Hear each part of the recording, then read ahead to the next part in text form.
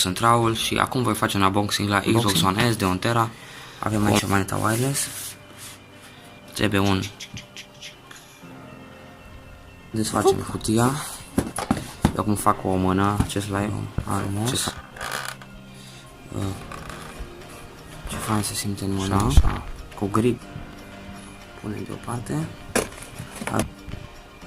Și altceva mai avem aici? Nu. Xbox-ul. Îl desfacem. Da. Mamă, cu o mână. E desfăcut deja. Despre Xbox. Mamă, ce avem aici?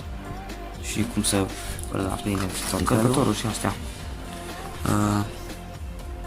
De fapt vine așa. Mai avem, aici avem cablul HDMI, manetă.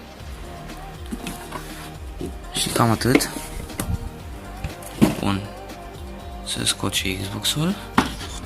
Mai întâi avem aici ceva. Și piciorul meu înfundat frumos. O să-l scot imediat. Am scos și Xbox-ul. Așa frumos. Dăm prostia asta jos. Unboxing-ul. Dacă v-a plăcut, dați un like, subscribe, share.